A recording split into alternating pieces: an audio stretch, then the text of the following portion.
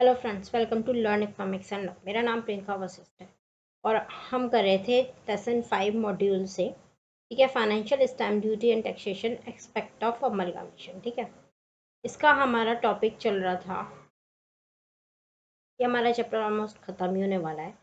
हम यहाँ पर थे taxation aspect of merger and amalgamation, यानी कि आपका इसमें क्या लिखा है, एक सेकेंड।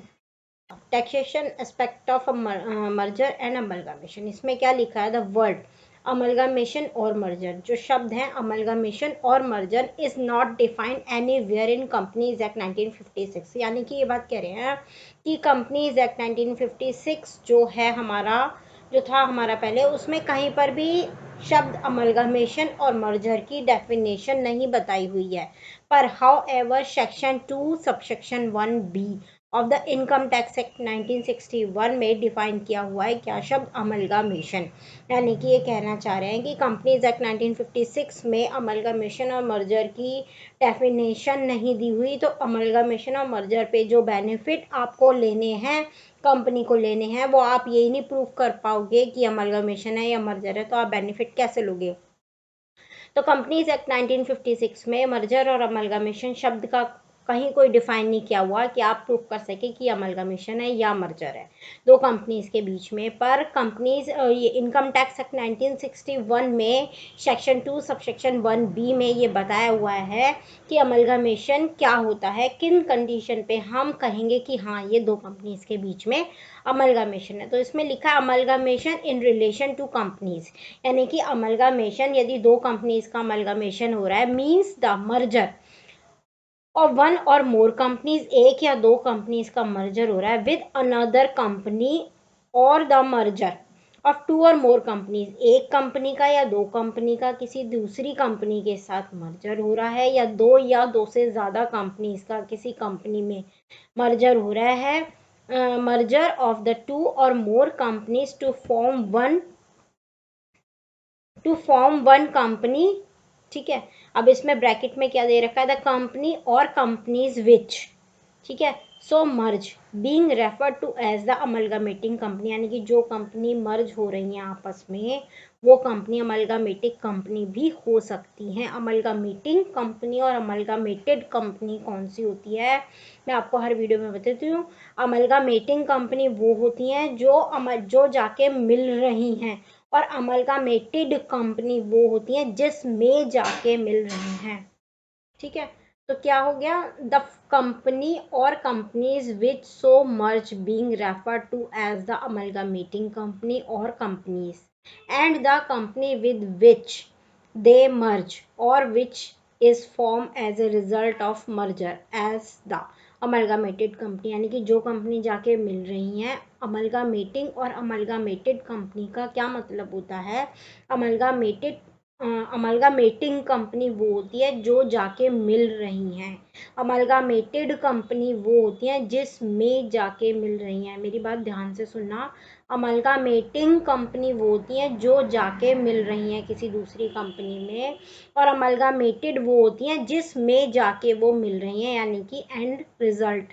ठीक है, जो आपका बन के आया है दो कंपनीज के मिलने के बाद। तो ये कह रहे हैं जो कंपनीज आपस में जाके मिल रही हैं वो अमलगामेटिंग कंपनी भी हो सकती हैं और कंपनी भी हो सकती हैं, और हो सकता है कि दो कंपनीज के मिलने के बाद जो रिजल्ट बने वो अमलगामेटेड कंपनी बने। ठीक है, इन सच मैनर दैट, यानी कि ये कंडीशन फुलफिल होंगी तो हम कहेंगे कि 1961 इनकम टैक्स एक्ट 1961 के तहत ये जो कंडीशन हुई है, जो दो कंपनीज आपस में मिली हैं, ये अमलगामेशन है, और ये इसमें सेक्शन 2 सबसेक्शन 1 के अंतर्गत आते हैं। ये तीन कंडीशन फुलफिल होनी चाहिए। ठीक है, ऑल द प्रॉपर्टीज, जितनी भी प्रॉपर्टीज हैं ऑफ द अमलगामेटिंग कंपनी, देखो आपको अमलगामेटिंग और अमलगामेटेड कंपनी का मतलब पता होना चाहिए। यदि आपको नहीं पता होगा तो आपको ये समझने में बहुत दिक्कत होगी, इसलिए मैं पहले बता रही हूँ कि अमलगामेटिंग कंपनी वो होती हैं जो जाके किसी कंपनी में मिलती हैं, और अमलगामेटेड कंपनी वो होती हैं जिसमें जाके मिलती हैं, यानी कि एंड रिजल्ट जब ए और बी मिले तो एक बन गई सी कंपनी, तो सी जो है वो अमलगामेटेड कंपनी है, और ए और बी जो ए जो जाके मिली है बी में, या ए बी का आपस में जो मर्जर हुआ है, ये कौन सी अमलगामेटिंग कंपनी होंगी। ठीक है, और ए और बी, यदि ए जाके मिल रही है बी में, ठीक है, और एंड रिजल्ट बी बन रहा है, तो क्या होगा, बी जो होगी वो अमलगमेटेड कंपनी होगी और जो ए होगी वो अमलगमेटिंग कंपनी होगी। ठीक है, अब ये क्या करें, all the properties of the amalgamating company और companies immediately before the amalgamation, यानी कि इस अमलगमेशन को, जिसको हम डिफाइन कर रहे हैं कि अमलगमेशन में आता है या नहीं आता है, इसके जस्ट पहले जो अमलगमेटिंग कंपनी है जो जाके मिल रही है, उसकी सारी property become as a property of the amalgamated company by virtue of the amalgamation, यानी कि होनी चाहिए amalgamated की सारी वो प्रॉपर्टी। अमलगामेशन से पहले जो अमलगामेटेड कंपनी है, जो अमलगामेटिंग कंपनी है, उसकी सारी प्रॉपर्टी अमलगामेटेड कंपनी की होनी चाहिए। ठीक है, before the amalgamation all the liability, अब यहाँ प्रॉपर्टी की बात करी, सेकंड पॉइंट में लाइबिलिटी की बात है, all the liabilities of the amalgamating company और companies immediately before the amalgamation become the liability of the amalgamated company. जब प्रॉपर्टी लोगे तो लाइबिलिटी भी लो, लाइबिलिटी सारी अमलगामेटिंग की इमीडिएटली बिफोर द अमलगामेशन क्या होंगी, लाइबिलिटी होंगी अमलगामेटेड कंपनी की। Share holders holding not less then, यानी कि शेयर होल्डर्स जो अमलगामेटिंग कंपनी के शेयर होल्डर्स हैं वो 3/4 से कम वैल्यू के शेयर ना रखते हों अमलगामेटेड कंपनी में, यानी कि जो शेयर होल्डर्स हैं, जो अमलगामेटिंग कंपनी के शेयर होल्डर्स हैं, वो 3/4 वैल्यू के उनमें से 3/4 वैल्यू के शेयर होल्डर्स होने चाहिए अमलगामेटेड कंपनी के भी, यानी कि shareholders holding not less than 3/4 in value of the share in the amalgamating company, थोड़ा सा नीचे कर लेते हैं, इन कंपनी और companies other than the share already held therein, यानी कि जो वो ऑलरेडी पहले से शेयर रखती है उसके अलावा 3/4 वैल्यू के शेयर अमलगामेटेड कंपनी के पास भी होने चाहिए। ठीक है, nominee, amalgamated company, subsidiary company, इन सब चीज़ों के अलावा 3/4 शेयर होने चाहिए। Become the shareholders of the amalgamated company by virtue of the amalgamation. ठीक है, यानी कि ये कहना चाह रहे हैं कि जो अमलगामेटिंग कंपनी है उसके शेयर होल्डर कौन, 3/4 वैल्यू के शेयर होल्डर्स, इससे कम ना हो, 3/4 वैल्यू, जितने भी उसकी शेयर होल्डर्स हैं उसके 3/4 वैल्यू के शेयर होल्डर्स अमलगामेटेड कंपनी में भी शेयर होल्डर होने चाहिए। और यदि अमलगामेटेड कंपनी पहले से ही उस अमलगामेटिंग कंपनी के कोई शेयर होल्डर रखे तो उसको काउंट नहीं किया जाएगा। कोई नॉमिनी कंपनी, कोई वो अमलगामेटेड पहले से कोई सब्सिडरी कंपनी है, उसको काउंट नहीं किया जाएगा। उसके अलावा 3/4 वैल्यू के शेयर होल्डर्स होने चाहिए अमलगामेटेड कंपनी के पास। ठीक है, अदरवाइज यदि ये तीनों कंडीशन, यानी कि प्रॉपर्टी, लायबिलिटी और शेयर होल्डर्स 3/4 वैल्यू के अमलगामेटेड कंपनी के पास होने चाहिए, अमलगामेटेड कंपनी के, ठीक है, तो आप इसको income tax act 1961 section 2 subsection 1B के अकॉर्डिंग आप इसको अमलगामेशन बोल सकते हो और सारे बेनिफिट ले सकते हो। अदरवाइज क्या लिखा है, otherwise then as a result of the acquisition, यानी कि ये जो परचेज, खरीद फरोख्त प्रॉपर्टी की हो रही है, result of the acquisition of the property of one company by another company, यानी कि एक कंपनी की प्रॉपर्टी खरीदी जा रही है किसी दूसरी कंपनी के द्वारा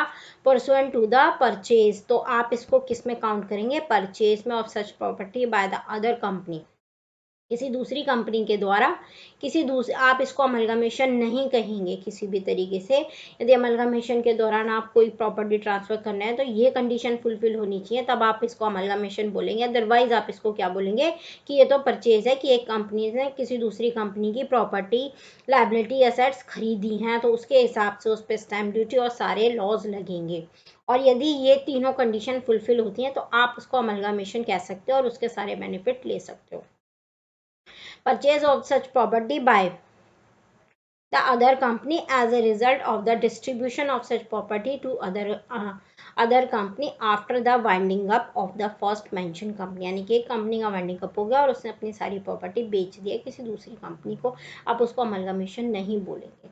Thus for a merger to be qualified, यदि जो मर्जर है वो क्वालिफाइड करता है as an amalgamation for the purpose of income tax act 3 condition fulfil होनी चाहिए, सेटिस्फाइड होनी चाहिए। यदि ऊपर की तीनों कंडीशन फुलफिल होगी तो आप इनकम टैक्स एक्ट 1961 के अकॉर्डिंग सेक्शन 2 सब सेक्शन 1 के अकॉर्डिंग आप इसको अमलगमेशन बोलेंगे, और जितने भी बेनिफिट होंगे वो आप ले सकते हैं। अमलगमेशन कंपनी को जो बेनिफिट है, अमलगमेशन मर्जर पे जो बेनिफिट होते हैं, जैसे स्टैम्प ड्यूटी का बेनिफिट प्रॉपर्टी ट्रांसफर पे इंस्ट्रूमेंट काउंट होगा या नहीं होगा, इसके अकॉर्डिंग आप देख सकते हैं।